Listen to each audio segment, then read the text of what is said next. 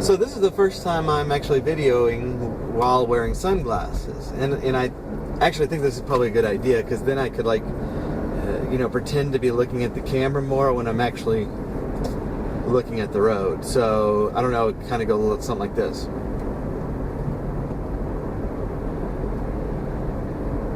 Is that realistic?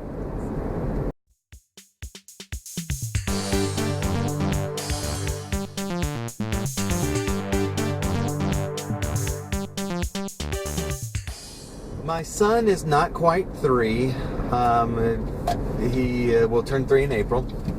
My daughter is, I don't know, about a year and a half old, thereabouts. And so we have a lot of kid shows being played at our home.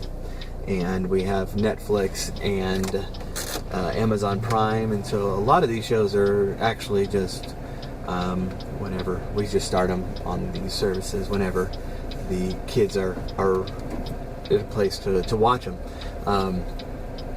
So my son has gone through several phases on what he wants to watch. Right now he is on a massive Thomas and Friends kick. Previous to that, they were kind of getting into the new VeggieTales series on Netflix, VeggieTales in the House, and then they've also done some superhero kicks and that sort of thing, which I much prefer to either VeggieTales or Thomas.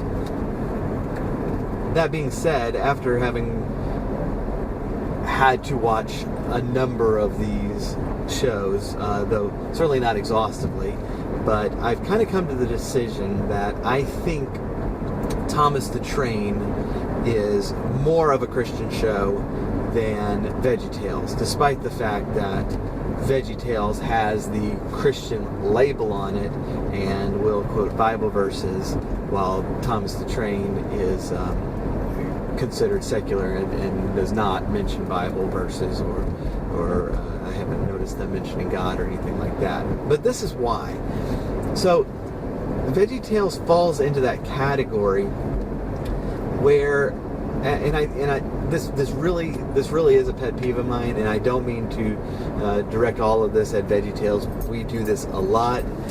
I actually think VeggieTales in the House is a pretty entertaining TV show, but Christians have this tendency to try to sanctify the things they are doing by attaching a Bible verse to it, even if that Bible verse doesn't necessarily belong, or in worst cases, is actually taken out of context and shouldn't be there at all.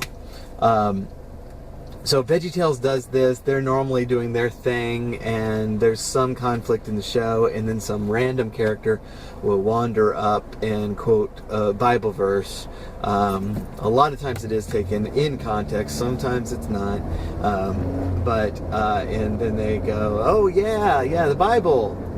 And then that kind of helps them fix the problem. And then at the end of the show, they say, something along the lines of, remember, God makes you special and He loves you very much, something like that, which God did make you special. Whether or not He loves you very much, that's going to depend, and that's a theological discussion for another time. But anyways, we as Christians do this all the time, and I'm a podcast fanatic, and I listen to several different topics on podcasts. One of the major ones, though, is theology. But there's another podcast that is not a theological podcast, but it's run by some Christians, and even though this is not the topic of the podcast, in almost all the episodes, they'll randomly put in this part. It's okay, so let me tell you about the Bible verses I'm reading, and then they do this tiny mini Bible study, and then they go on to the actual topic of the podcast, to which my attitude is that's not the purpose of the podcast. And us mentioning a Bible verse is not what makes something sanctified. It doesn't make it Christian. The more important thing to me is the consistent worldview. And so when VeggieTales characters are running around acting like idiots, it's very, very entertaining. But if you actually take out that Bible verse, there's nothing distinctly Christian about this show. It's just we've inserted a Bible verse, and all of a sudden now we're appealing to a Christian audience. And it's the same thing with this podcast. It's like this podcast, it would have an audience on its own.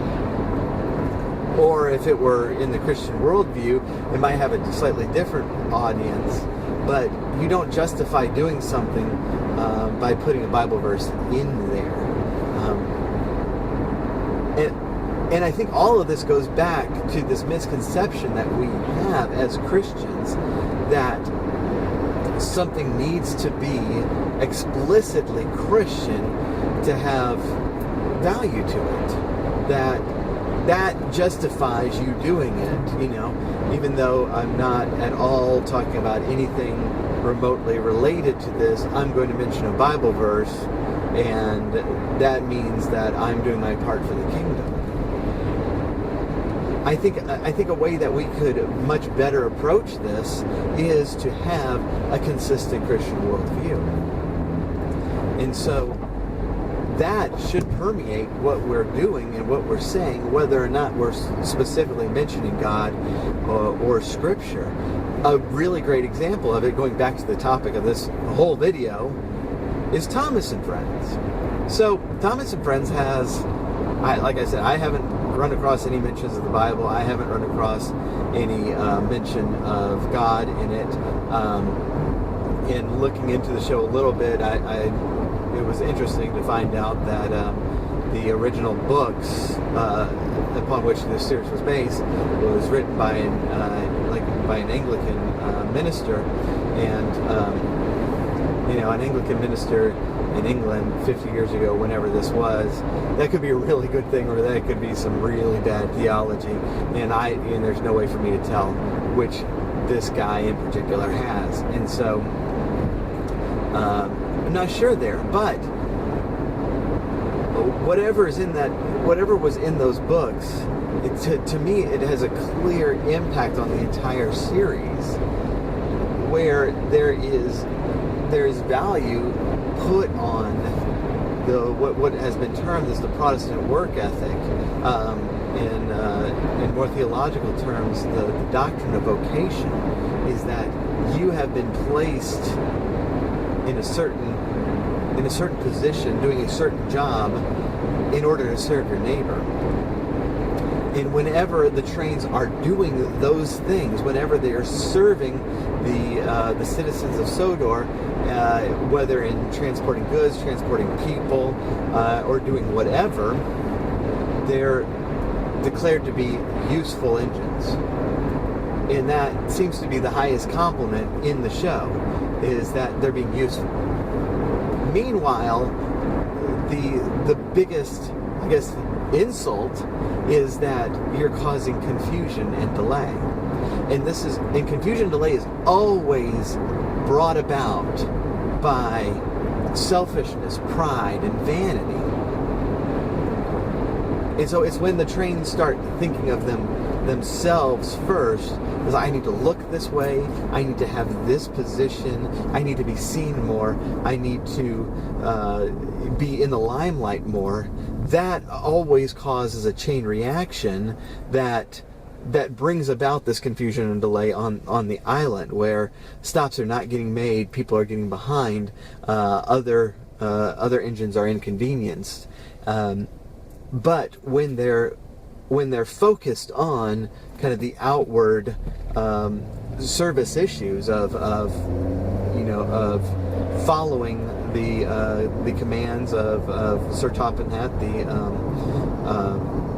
the owner or whatever he is of the railways, or serving the children, or the farmers, or whoever it is, then they're declared to be very useful engines. And this idea is so thoroughly Christian. And it's not to say that only Christians can be useful and only Christians can serve one another, but it is to say that that is a prime virtue in Christianity. And this doctrine of vocation sprang up right out of the Reformation and totally transformed Europe in the value and worth that the scriptures, that the theology was placing on the individual in society. That your value and worth in your position does not come out of your station, out of your the money that you're making, the prestige, how noticeable you are, how many people you influence, but it comes out of, are you serving your neighbor? And if you're serving your neighbor, the Bible tells us you're doing a good work unto the Lord. And so I think of these two shows where, the one that's labeled Christian, we don't have any indication that these characters' Christianities is anything but skin deep. It just comes up whenever the Bible is used to solve a problem, and then they tack something on at the very end of the show just to remind everybody. It's like, oh yeah, we're talking about God here. And then you have another show that doesn't do those things at all, and yet that theology of vocation is throughout. The theology about vanity, about pride, about selfishness, and also the theology about service, about being a neighbor. These are all very clearly seen, and I can see the author's Christian worldview kind of permeating the show, despite the fact that it's been probably, I think it's been decades since he was alive, and certainly had any influence on the direction of the show. So all in all, Thomas and Friends is not the show that I would pick to watch when I get home, but at the same time I can appreciate the message of the show and quite approve of it, and I'm glad that there's at least one kids show out there where they're not saying you're special just because and everybody should cater to all your whims. But in all seriousness, they really need to start getting into Justice League again, because those cartoons are amazing.